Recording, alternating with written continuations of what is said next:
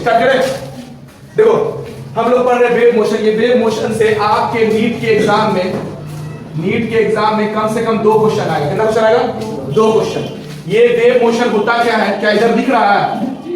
चलो, wave motion होता क्या है? वेव मोशन में 2 पार्ट है। एक तो हम लोग वेव मोशन को साउंड बोलते हैं। साउंड समझ रहे हो? साउंड मतलब अरे जो आवाज, साउंड चैप्टर का नाम है वेव मोशन। तो ये वेव मोशन है, तो इसको हम लोग 2 पार्ट करते हैं। एक बोलते हैं डॉपलर इफेक्ट। क्या बोलते हैं? Doppler effect. और एक पढ़ते हैं हम लोग साउंड, या फिर तुम बोल सकते हो इसको क्या? वेव। क्या बोल सकते हो? वेव। समझ में आ गया? तो हम लोग आज पढ़ेंगे, तुमसे नीट के क्वेश्चन में आएगा एक क्वेश्चन इससे, एक क्वेश्चन इससे। तो ये 2 क्वेश्चन के लायक है और तुम्हारा दोनों क्वेश्चन आना है। ऐसा कोई साल नहीं है जिसे क्वेश्चन पूछा नहीं है, ठीक है ना? तो इसमें इसके अंदर क्या क्या पढ़ेंगे? तो इसके अंदर हम लोग पढ़ेंगे साउंड के बारे में, डिफाइंड साउंड। उसके बाद बेसिक टर्म्स सबको डिफाइन करेंगे। उसके बाद हम लोग इक्वेशन ऑफ क्या पढ़ेंगे? इक्वेशन ऑफ मोशन पढ़ेंगे। उसके बाद हम लोग ऑर्गन पाइप पढ़ेंगे। अब तुमने सर ये ऑर्गन पाइप क्या होता है? तो ऑर्गन पाइप 2 तरह का होता है, एक होता है क्लोज्ड और एक होता है ओपन। तो कितने तरह का ऑर्गन पाइप पढ़ेंगे? 2 तरह का। एक पढ़ेंगे क्लोज्ड ऑर्गन पाइप, एक पढ़ेंगे ओपन ऑर्गन पाइप। उसके बाद हम लोग पढ़ेंगे बीट्स। क्या पढ़ेंगे? बीट्स। बीट्स क्या होता है? जो शादी वगैरह में नहीं देखती हो, साउंड जो बजता है करके आवाज जो आता है, दैट इज कॉल्ड बीट्स। अरे नहीं देखती हो? बीट्स का साउंड इंक्रीज डिक्रीज ये पढ़ेंगे। उसके बाद हम लोग पढ़ेंगे superposition of super impose of 2 wave. ये सब हम लोग पढ़ने वाले हैं। तो इतना पढ़ेंगे, इसमें से एक क्वेश्चन आएगा और इसमें से एक क्वेश्चन आएगा। तो नीट के लिए कितना क्वेश्चन? 2 क्वेश्चन। और जेईई वाले बच्चे अगर देखेंगे वीडियो को तो उसको एक क्वेश्चन आएगा, वो भी डॉपलर इफेक्ट से आता है, कभी कभी इससे भी आ जाता है। तो चले हम लोग पढ़ना शुरू करते हैं। हम बेसिक से पढ़ेंगे, 5 से 6 क्लास में ये खत्म हो जाएगा। रेडी? तो चलो हम लोग वेव मोशन पढ़ना शुरू कर रहे हैं। तुमसे पूछ रहा है व्हाट इज वेव मोशन। कोई भी पूछेगा कि भैया वेव मोशन होता क्या है, बताइए। तो देखो, मोशन साउंड है, वेव एक तरह का एनर्जी है। साउंड एक तरह क्या एनर्जी है। तुमको पता है, हीट हो या फिर साउंड हो या फिर वर्क हो, ये सब एक तरह क्या है? एनर्जी है। पता नहीं बात? एनर्जी है। अब देखो, तो एनर्जी कभी खत्म होता है क्या? नहीं। जैसे पैसा एक तरह क्या है? एनर्जी। पैसा कभी टूटता है क्या? नहीं। जो तुम तोड़ रहे हो वो टूटना नहीं। पैसा ट्रांसफर होता है, कभी मेरे पास है, कभी तुम्हारे पास है, कभी किसी के पास है, कभी किसी के पास है। तो पैसा का ट्रांसफर होता है। तो पैसा भी एक तरह क्या है? एनर्जी है। क्या है? एनर्जी है। तो एनर्जी का सिर्फ ट्रांसफर होता है one place to another place, या एनर्जी का ट्रांसफर होता है। तुम बोल सकती हो कि एनर्जी एक जगह से दूसरे बॉडी में जाता है, एक बॉडी से दूसरे बॉडी में जाता है, दूसरे बॉडी से तीसरे बॉडी में जाता है, ऐसे ट्रांसफर होता रहता है, उसी को बोलते हैं एनर्जी। तो बोल रहा व्हाट इज वेव मोशन। तो बोला when a particle moving through या मूव थ्रू स्पेस। जैसे अभी हम बोल रहे हैं तुमको, हम कुछ बोल रहे हैं, तुम्हारे कान तक आवाज जा रहा है? अरे जा रहा है ना? तो हम जो बोल रहे हैं, तो ये रूम में क्या है? एयर। क्या है? एयर है। तो एक मीडियम है। मीडियम मतलब जिसके थ्रू पहुंचाया जाता है। जैसे हम भी एक तरह के मीडियम है, जिससे हम कॉलेज तक बच्चे को पहुंचा रहे, तो हम मीडियम हुए ना। तो उसके घर से लेकर कॉलेज तक के मीडियम। ऐसा नहीं कि हाथ पकड़ा के ले जा रहे हैं, कॉलेज पढ़ा के पहुंचाते हैं ना भाई। तो हम भी क्या है? मीडियम है। तो मीडियम जिसके द्वारा काम किया जाए, तो साउंड को भी एक मीडियम चाहिए। क्या? एयर। कौन मीडियम चाहिए? एयर। अभी जो हम बोले हेलो, तो तुम्हारे कान तक आवाज गया। तो कैसे तुम्हारे कान तक आवाज गया? तो यहाँ पे एयर है, पूरे रूम में क्या भरा हुआ है? एयर है। मान लो इस रूम से हम पूरा एयर निकाल ले, कुछ इंस्ट्रूमेंट लगा के इस रूम से क्या करेंगे, पूरा एयर निकाल ले। तो पूरा जो एयर निकल जाएगा, तो इस जहां पे एयर नहीं है, अब तो एयर नहीं रहेगा, तो जहां पे एयर नहीं है उस जगह को हम लोग बोलते हैं वैक्यूम। क्या बोलते हैं? वैक्यूम। वैक्यूम का स्पीड होता है, speed of light in vacuum 3 × 10⁸ metre per second. समझ में आ रहा है क्या? अरे बोलिए ना, है ना? वैक्यूम ऐसे जगह को कहते हैं जहां एयर नहीं है। समझ में आ गया? अब देखिए काम करते हैं। तो बोला when a particle moving through या move through space it carries kinetic energy. हम जो बोल रहे हैं, जो साउंड निकल रहा है, इसके अंदर कौन सा एनर्जी लग रहा है? Kinetic energy. तो बोल रहा which sells one way transfer energy to another place. मतलब हम जो साउंड बोले ना, तो यहां से तुम्हारे तक पहुंच गया, तो ये पूरे दूरी को हम लोग, ऐसे मोशन को हम लोग क्या बोलते हैं? Wave motion. क्या बोलते हैं? Wave motion. याद हो गया? तो कुछ पूछने नहीं जा रहा तुमको, ऐसे ही हम बता रहे ये वेव मोशन होता है। वेव मोशन का दूसरा नाम है साउंड। याद रखना। तो बोल रहा है क्या कि वेव मोशन का क्लासिफिकेशन। तो वेव मोशन 4 तरह से क्लासिफाई किया जाता है। वेव मोशन को 4 तरह से बांटा जाता है। तो पहला बांटा जाता है मीडियम के हिसाब से। हमने बोला अभी मीडियम, एयर एक तरह क्या है? मीडियम। बताओ, लिक्विड भी एक तरह का मीडियम है ना, तो वहां भी साउंड प्रोड्यूस होगा, लेकिन ज्यादा साउंड नहीं होगा, एयर के कंपेयर में कम होगा। ठीक है, तो देखेंगे जब पढ़ेंगे तब। तो बोला मीडियम के हिसाब से कितने तरह का वेव? तो 2 तरह का वेव। एक है इलास्टिक या फिर मैकेनिकल वेव, और दूसरा वेव है इलेक्ट्रोमैग्नेटिक वेव या फिर पीएम वेव। तो कितने तरह का वेव? इसके हिसाब से मीडियम के हिसाब से। बोला प्रोपैगेशन ऑफ एनर्जी, एनर्जी के हिसाब से कितने तरह का वेव? एनर्जी के हिसाब से कितने तरह का वेव? दो तरह का, एक प्रोग्रेसिव और एक स्टेशनरी वेव। डायमेंशन समझ रहे हो?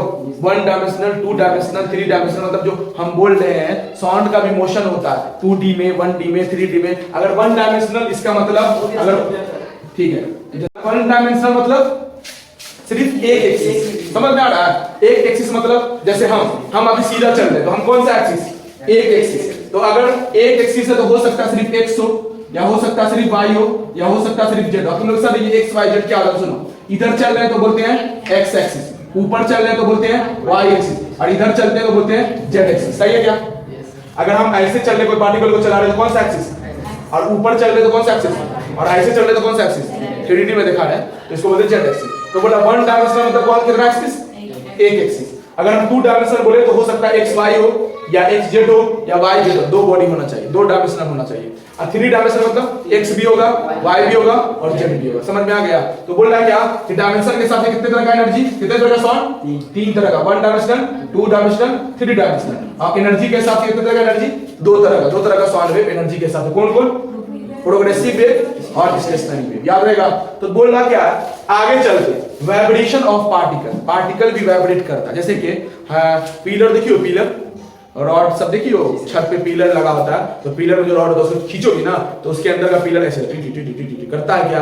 अरे नहीं करता रे, वाइब्रेट करता है। तो इसके अंदर साउंड भी निकलता है और इस पार्टिकल का वाइब्रेट भी होता है, ये पार्टिकल वाइब्रेट भी होता है। तो पार्टिकल के वाइब्रेशन के हिसाब से 2 तरह का wave, transverse wave, longitudinal wave. तो हम लोग इस चैप्टर में यही दोनों को पूरा डिटेल पढ़ेंगे और उसके बाद हम लोग खत्म कर लेंगे ये चैप्टर को। ठीक है?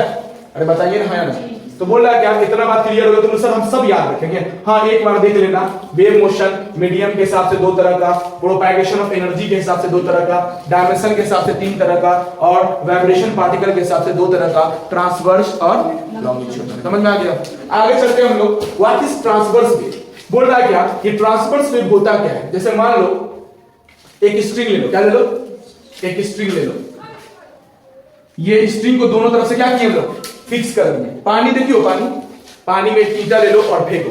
तो जब पानी में जैसे मान लेते हैं ये पोखर वगैरह, समुद्र वगैरह या जो बोलो, इसके ऊपर हम एक ईंटा फेंके तो ये ऐसे ऐसे वेव बनता है क्या? अरे देखियो, दिस इज वेव। ये क्या बनता है? वेव। तो पार्टिकल के हिसाब से इसके अंदर वेव बना। कोई पार्टिकल फेंके थे तब ना वेव बना था। तो पार्टिकल के हिसाब से कितने तरह का वेव? 2 तरह का, ट्रांसवर्स और लॉन्गिट्यूडिनल। तो ट्रांसवर्स वेव कहां होता है, लॉन्गिट्यूडिनल वेव कहां होता है, पूरा डिटेल पढ़ने वाले हैं। बस अभी इतना याद रखो कि ट्रांसवर्स वेव में पार्टिकल ऊपर जाएगा या फिर नीचे जाएगा। याद रहेगा? ट्रांसवर्स वेव में पार्टिकल कैसे जाएगा? ऊपर या फिर नीचे। तो वेव बना था। जैसे अभी हम जो बोल रहे हैं ना, तुमको साउंड या कुछ भी बोल रहे हैं ना, तो ऐसा फॉर्म में आवाज जा रहा है। हम तुमको बोले हेलो तो मेरा आवाज निकला और ऐसे जा रहा है। ठीक है?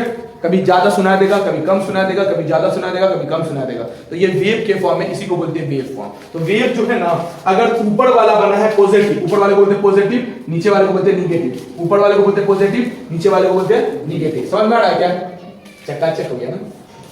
चले तो बोल रहा है क्या ऊपर वाले को क्या बोलते हैं? पॉजिटिव। नीचे वाले को क्या बोलते हैं? निगेटिव। ऊपर वाले को क्या बोलते हैं? तो देखो, पॉजिटिव का नाम है क्रेस्ट और निगेटिव का नाम है ट्रफ। ऊपर वाले का नाम है क्रेस्ट, नीचे वाले का नाम है ट्रफ। क्रेस्ट का स्पेलिंग CREAST, ट्रफ का स्पेलिंग TROUGH। समझ में आ गया? तो ट्रफ बोलोगे इसको ना। तो बोल रहा है क्या कि 2 डिस्टेंस, क्रस्ट से लेकर क्रस्ट या फिर ट्रफ से लेकर ट्रफ के बीच के दूरी को हम लोग बोलते हैं लेम्डा। ये लेम्डा क्या है? तो लेम्डा को बोलते हैं वेवलेंथ। क्या बोलते हैं? वेवलेंथ। समझ में आ गया क्या? अरे बोलो ना, है ना? 2 क्रस्ट से क्रस्ट की दूरी को क्या बोलते हैं? लेम्डा। या फिर 2 ट्रफ से ट्रफ की दूरी क्या बोलते हैं? लेम्डा या फिर वेवलेंथ। समझ में आ गया? लेम्डा को ही दिखाते हैं वेवलेंथ, इसको बोलते हैं लेम्डा। वेवलेंथ को क्या बोलते हैं? लेम्डा। लेम्डा कुछ नहीं है, लेम्डा एक तरह का डिस्टेंस है। लेम्डा क्या है? एक तरह का डिस्टेंस है। डिस्टेंस को हम लोग वेवलेंथ बोलते हैं। वेवलेंथ कुछ नहीं है, एक तरह का डिस्टेंस है। याद रहेगा? वेवलेंथ कुछ नहीं, एक तरह क्या है? डिस्टेंस है। मान लो हम यहां से यहां चले तो मेरा कितना वेवलेंथ, जितना डिस्टेंस। समझ में आ रहा है ना? तो बोल रहा क्या कि बस एक चीज याद रखना कि इसका SI यूनिट होता है मीटर। क्या होता है? मीटर। लेकिन मीटर का कन्वर्जन तुमको आना पड़ेगा। क्या यहां पे दिख रहा है? देखो तो चले। तो बोल रहा क्या, अगर 1 एंगस्ट्रॉम है तो 1 एंगस्ट्रॉम है तो 10 का पावर -10 मीटर। अगर 1 दिख लेना बाबू, रट लेना, तुमको जिंदगी भर काम आएगा। देखो एक चीज हम बता दें, कोई भी नॉलेज कभी वेस्ट नहीं होता। अभी हम अच्छे से पढ़े थे तब तो तुमको पढ़ा पाते हैं। अगर हम अपना 11 12 और पूरा BSc बर्बाद कर लेते तुमको पढ़ा पाते? अरे नहीं ना पढ़ा पाते। तो हमने अच्छे से पढ़ा तो पढ़ा रहे, तो इसलिए तुम भी अच्छे से पढ़ना। 1 एंगस्ट्रॉम इक्वल टू 10 का पावर -10 मीटर, और इसको ना बोलते हैं नैनोमीटर। क्या बोलते हैं? नैनोमीटर। 1 नैनोमीटर इक्वल टू 10 का पावर -9 मीटर, इसको बोलते हैं मैक्रो। क्या बोलते हैं? मैक्रो। तो 1 माइक्रोमीटर इक्वल टू 10 का पावर -6 मीटर, और इसको बोलते हैं 1 मिलीमीटर। क्या बोलते हैं? मिलीमीटर। तो 10 का पावर -3 मीटर। इतना याद रख सकती हो सब आदमी? पक्का?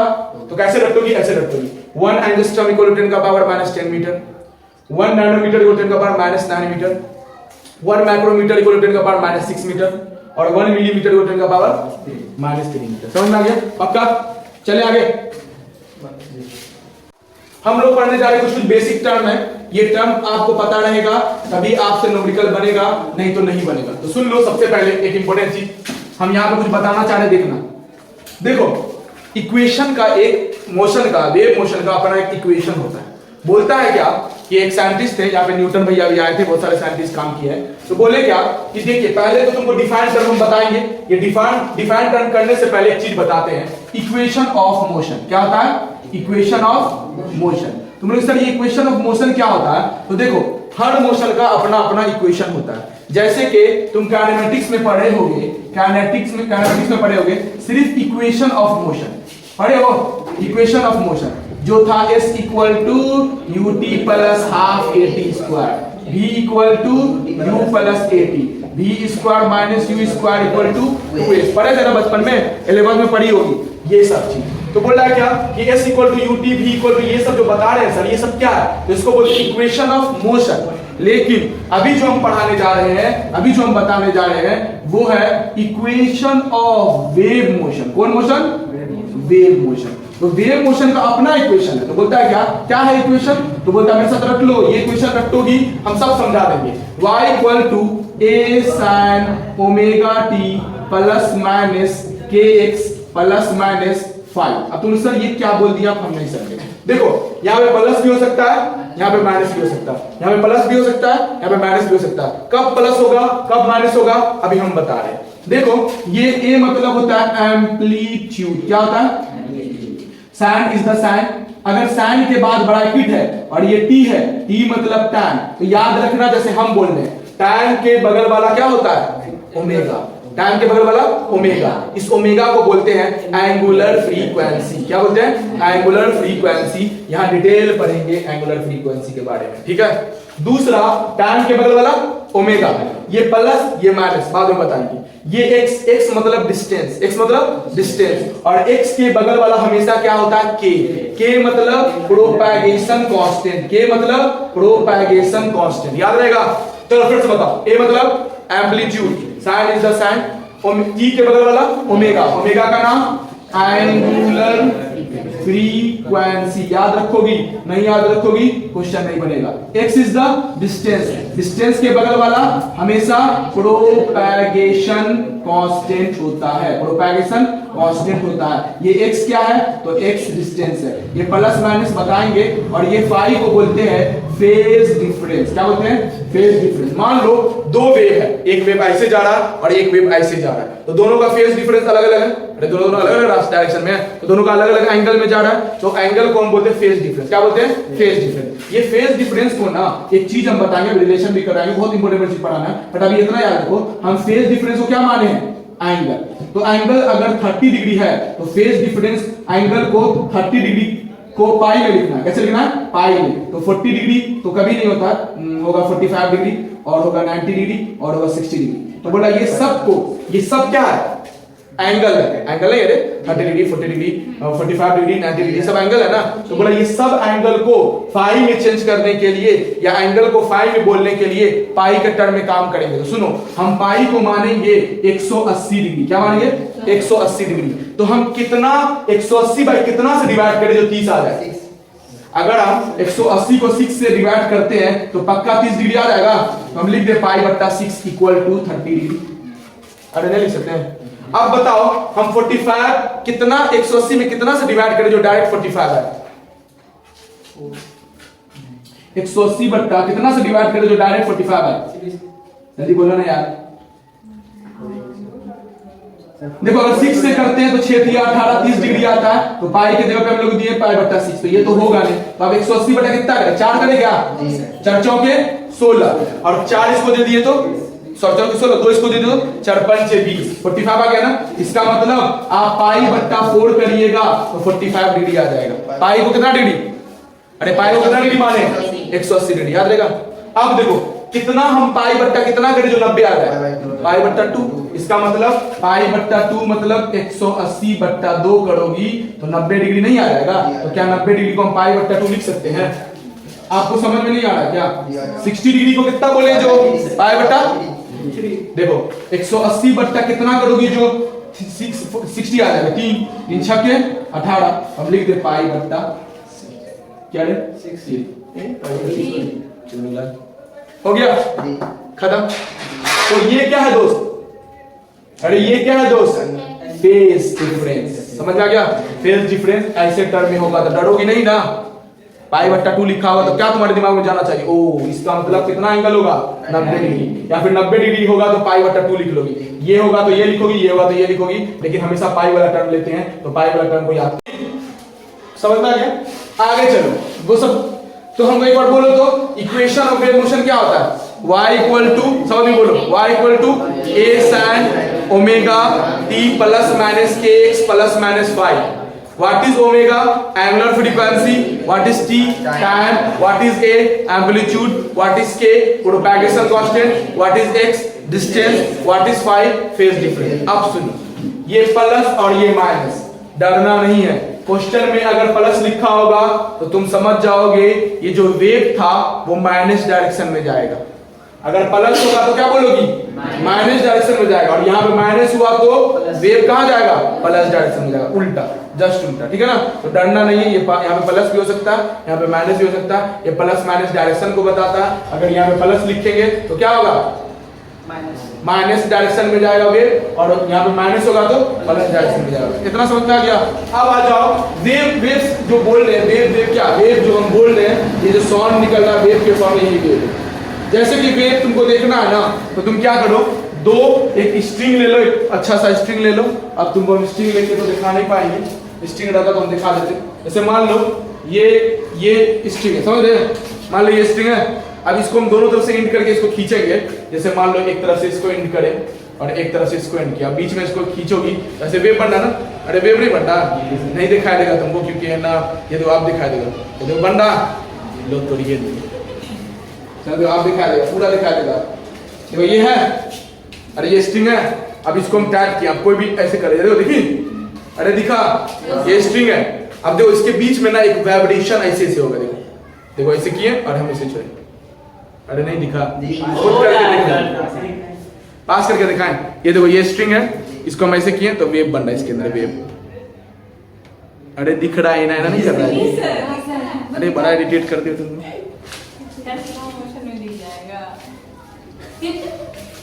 अपने से कर लेंगे। चलो अब हम लोग पढ़ रहे हैं डिफिनेशन टर्म्स ऑफ, हम लोग पढ़ लिए, ज्यादा दिमाग नहीं लगाना। वेवलेंथ वही नियरेस्ट क्रेस्ट या फिर ट्रफ के बीच का दूरी को बोले थे। इसके बाद या फिर distance between any two nearest particle, दो नियरेस्ट पार्टिकल के बीच में सेम फेस होगा तो ऐसे डिस्टेंस को क्या बोलेंगे? वेवलेंथ। इसका सेंटीमीटर होता है, ये हम तुमको रटवा दिए हैं, 1 एंगस्ट्रॉम 1 नैनोमीटर, ये वो बता दिए ना, इसको रट लेना। दूसरा फ्रीक्वेंसी, फ्रीक्वेंसी किससे दिखाते हैं? एन से। फ्रीक्वेंसी से एन, फ्रीक्वेंसी को एन से भी दिखाते हैं, न्यू से भी दिखाते हैं और एफ से भी दिखाते हैं। इसको बोलते हैं एन, इसको बोलते हैं न्यू। क्या बोलते हैं? न्यू। क्या बोलते हैं? एन से भी दिखाते हैं फ्रीक्वेंसी को, न्यू से भी दिखाते हैं और एफ से भी दिखाते हैं। तीनों से डिनोट करते हैं किसको? फ्रीक्वेंसी को। तो फ्रीक्वेंसी क्या है? नंबर ऑफ साइकिल या नंबर ऑफ कंप्लीट वेवलेंथ या फिर number of cycle completed by particle unit time. एक टाइम पर पूरा साइकिल कंप्लीट करने में जो ये लगता है उसी को बोलते हैं फ्रीक्वेंसी। जैसे ये देखो, ये वेव है दोस्त, तो देखो अगर ये पार्टिकल यहां से चलना शुरू किया यहां तक, तो इसको बोलते हैं फर्स्ट साइकिल। क्या बोलते हैं? फर्स्ट साइकिल या फर्स्ट एसएचएम या फर्स्ट ऑसिलेशन। क्या बोलते हैं? फर्स्ट साइकिल या फर्स्ट एसएचएम या फर्स्ट ऑसिलेशन। एक बार पॉजिटिव चला, एक बार नेगेटिव चला। मान लो दोबारा हम यहां से यहां चले, फिर यहां से यहां चले, तो इसको बोलेंगे सेकंड साइकिल। क्या बोलेंगे? अब फिर यहां से ऐसे चले, इसको थर्ड साइकिल। समझ में आ रहा है क्या? तो एक बार प्लस एक बार माइनस चलना, एक साइकिल। समझ में आ गया ना? तो फर्स्ट कंप्लीट साइकिल। तो यहां से यहां करने में टाइम, एक यूनिट टाइम में हम टाइम फिक्स कर दिए। यूनिट टाइम में जो हमको कंप्लीट करने में डिस्टेंस लगा है, जो नंबर ऑफ साइकिल लगा है, उसी को बोलते हैं फ्रीक्वेंसी। क्या बोलते हैं? फ्रीक्वेंसी। ज्यादा दिमाग मत लगाओ, सिर्फ याद रखो फ्रीक्वेंसी n न्यू f से डिनोट करते हैं। ये टाइम पीरियड क्या है, तो यहां से दिमाग लगाना है। T कैपिटल T मतलब टाइम पीरियड। टाइम पीरियड का फार्मूला होता है 1/n। क्या होता है? 1/n। T मतलब टाइम पीरियड और n मतलब फ्रीक्वेंसी। तो टाइम पीरियड इक्वल टू 1/फ्रीक्वेंसी। समझ में आ गया? तो टाइम पीरियड इक्वल टू 1/फ्रीक्वेंसी कहते हैं। तो तुमको इसका डिफिनेशन याद करना है। तो डिफिनेशन तुमको कोई काम करना है, मत याद करो, सिर्फ देख लेना है। ठीक है, याद ये करना, T equal to 1/n। n मतलब फ्रीक्वेंसी। अब हम बोलेंगे फ्रीक्वेंसी इक्वल टू, तो तुम बोलोगे 1/t। अरे नहीं बोल सकती हो? चलो अब आते हैं, ये तुमको बता दिए, ये डिफिनेशन देख लो एक बार अपने से। आ जाओ, ये काम कर दीजिए। Angular frequency. एंगुलर फ्रीक्वेंसी किससे दिखाते हैं? ओमेगा से। एंगुलर फ्रीक्वेंसी किससे दिखाते हैं? ओमेगा से। ओमेगा इक्वल टू 2 पाई बट्टा कैपिटल T। ये 2 पाई, पाई का वैल्यू कितना होता है? 180। अरे चुल्ला, पाई का हम एंगल माने थे 180, एक्चुअली में पाई का वैल्यू होता है 3.14 या फिर 22/7। पाई का वैल्यू कितना होता है? 3.14 या फिर 22/7। नहीं पता जिस बच्चे को, चुपचाप एब्जॉर्ब करो, ऐसा होता है, बात खत्म, दिमाग नहीं लगाना, अच्छा हो जाएगा तुम्हारा सब कुछ। ओमेगा मतलब एंगुलर फ्रीक्वेंसी का फार्मूला क्या होता है? 2 पाई बट्टा कैपिटल T। पाई मतलब इसका वैल्यू फिक्स है 22/7 या फिर 3.14 और T मतलब टाइम पीरियड। क्या हम इस टाइम पीरियड की जगह 1/n लिख सकते हैं? तो हम यहाँ पर 1/n लिखेंगे तो n ऊपर चला जाएगा, तो बन जाएगा 2 पाई n। क्या सही है? तो फार्मूला रख लो, ओमेगा का फार्मूला रख लो। ओमेगा मतलब angular frequency. Omega equal to 2 pi बट्टा कैपिटल T, या फिर कैपिटल T की जगह क्या लिख लो? 1/n। n मतलब फ्रीक्वेंसी। तो 1/n करोगी तो n ऊपर चला जाएगा, तो बचेगा 2 पाई n। n मतलब फ्रीक्वेंसी, याद रहेगा। तो ओमेगा का दो फार्मूला है, 2 पाई n, एक 2 पाई बट्टा T। T मतलब टाइम पीरियड, n मतलब फ्रीक्वेंसी। क्या रट ली? रटोगी तो अभी न्यूमेरिकल बनेगा, नहीं तो नहीं बनेगा। आगे चलते हैं। K मतलब प्रोपैगेशन कांस्टेंट। K मतलब प्रोपैगेशन कांस्टेंट। प्रोपैगेशन कांस्टेंट एक टर्म है, इसको हम K से दिखाते हैं। तो K इक्वल टू 2 पाई बट्टा लैम्डा। अब देखो पाई का वैल्यू कितना बोले? 22/7 या फिर 3.14। अब ये लैम्डा मतलब नहीं पढ़े, वेवलेंथ। वेवलेंथ एक तरह क्या है? डिस्टेंस है। ये K मतलब कांस्टेंट टर्म है, इसका नाम है प्रोपैगेशन कांस्टेंट। देखो ये जो हम पढ़ा रहे हैं ना, इसको तुमको समझने में टाइम लगेगा, और ये समझ गई तो न्यूमेरिकल बनेगा, क्योंकि ये बेसिक है, एकदम बेसिक है। ये सब मास्टर सब नहीं पढ़ाते, ओके? सीधा तुमको चैप्टर पढ़ाना शुरू करेगा, लेकिन हम इसलिए पढ़ा रहे हैं ना, क्योंकि तुम चैप्टर बनाते समय न्यूमेरिकल में नहीं रखो, ठीक है? तुम्हारा एक बार छो न्यूमेरिकल धाए धाए बनता चला रहा है। तो चले, K इक्वल टू 2 पाई बट्टा लैम्डा। K मतलब लैम्डा मतलब समझ में आ गया? हाँ, वेवलेंथ। लैम्डा मतलब वेवलेंथ। पाई का वैल्यू 3.14 या 22/7। ई फार्मूला रखना है, ई फार्मूला रखना। दूसरा चलो, एक होता है वेव नंबर। तो वेव नंबर को हम लोग न्यू के ऊपर बार लगा देते हैं। क्या लगाते हैं? न्यू के ऊपर बार लगा देते हैं, तो इसको बोलते हैं वेव नंबर। वेव नंबर बोलता है रेसिप्रोकल ऑफ वेवलेंथ। क्या बोलता है? Reciprocal of wavelength. तो देखो, तो रेसिप्रोकल मतलब होता है बट्टा, 1/λ कर दिए। अब लैम्डा की जगह लैम्डा ऐसे किए तो K/2 पाई बट्टा हमको लिखना पड़ेगा ना। लैम्डा की जगह K उधर करोगे, लैम्डा इधर करोगे, तो हो जाएगा 2 पाई बट्टा K। तो K को ऊपर भेजो तो K/2 पाई नहीं होगा। तो दिस इज द फार्मूला। समझ में आ गया? तो अभी हम लोग क्या क्या सीखे? पहला इक्वेशन ऑफ मोशन, दूसरा ओमेगा इक्वल 2 पाई बट्टा T equal to 2 pi n। K मतलब 2 पाई बट्टा lambda, wavelength wave number equal to 1/λ या K/2 पाई। ओमेगा क्या है? रख लो, ओमेगा एंगुलर फ्रीक्वेंसी है, T टाइम पीरियड है, N फ्रीक्वेंसी है, K प्रोपैगेशन कांस्टेंट है। कल हम सब फार्मूला पूछेंगे, फिर सिखाएंगे तुमको इक्वेशन ऑफ मोशन का यूज। रेडी रहना कल, और कल आना तो ये और ये रट के आना, नहीं तो बहुत पीटेंगे। और ये चलो, टाटा बाय बाय।